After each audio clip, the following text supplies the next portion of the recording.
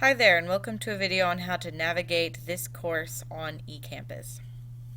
You can see that we're on the entrance page for this course, and you know we're on the entrance page because you see the banner at the top, so you know you're in your English 1301 class. The entrance page for this class is the announcements page, so you'll always see announcements from me here first thing.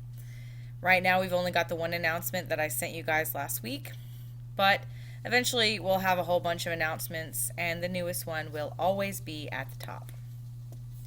Over here is the sidebar, which is really how you'll navigate the course.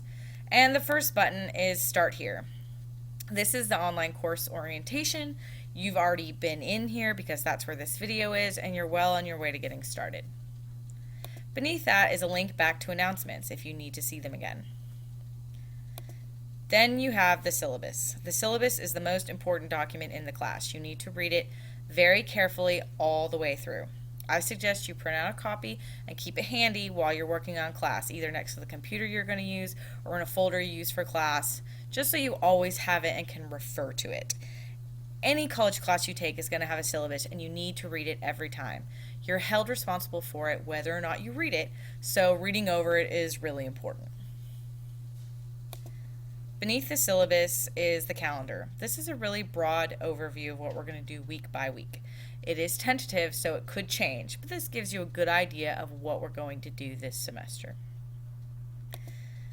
Beneath that is your FYI folder. Your FYI folder has a bunch of important information in it that you should look at. The first is course policies and procedures. In here is a PowerPoint that just reviews the expectations I have for you as a student in this class. A lot of it comes from the syllabus, but some of it doesn't, so be sure to get in there and review it, and you'll have access to it all semester. In this folder is information on MLA style. That is the style you are required to use for any assignment in this class. Right now, there's a video in there about how to set up your document in Microsoft Word in MLA style to make sure that it's right. Eventually, there'll be more stuff in there about how to do citations and works cited pages. This folder contains the Sweet 16 rules of writing. I will use these to grade your papers, so it's a good idea to familiarize yourself with them and just really get to know them. Maybe print them out too. Keep them by your computer or in your folder for this class. These are 16 common errors and tips that college students can use when they're writing to avoid those common errors and to make sure that they're in MLA style.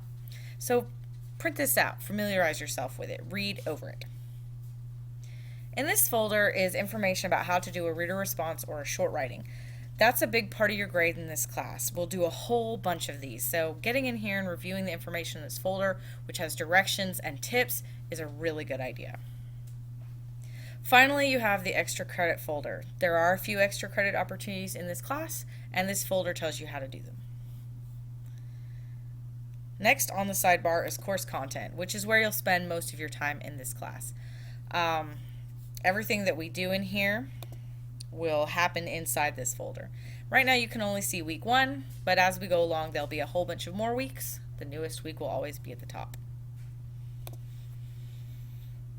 Inside the weekly folder, you'll always have a lecture materials folder and an assignments folder. The lecture materials is going to contain PowerPoints and weekly objectives. You'll start with the weekly objectives, then you can press the arrow, and it'll take you to the PowerPoints. This week we only have one PowerPoint. Next week we could have more. Sometimes there's more than one that you need to review or some documents you need to look over. Then after that you move on to assignments. And really make sure that you review the lecture materials before you work on assignments. If there's assigned reading, you should also do the reading before you work on assignments. Now on the first assignments page you see the due dates. We're usually going to have something due on Thursday and lots of things due on Sunday. The discussion boards will probably do one the first half of the week and another the second half of the week, and that's usually what will be due on Thursdays. And then Sundays will be when the bulk of the work is due. Then you see we have all of these assignments that you're going to work on this week. You can navigate through them with these arrows. Again, review the lecture materials and do the reading before you do the assignments. Beneath course content is discussion board. And the discussion board, you can see we already have some stuff here. And to work on the discussion board, you click on the name of the discussion board, And when you want to do your original post, your first post, you should click on Create Thread. You've got all the directions here. Title your thread something that has to do with what you're writing about, and then write your response.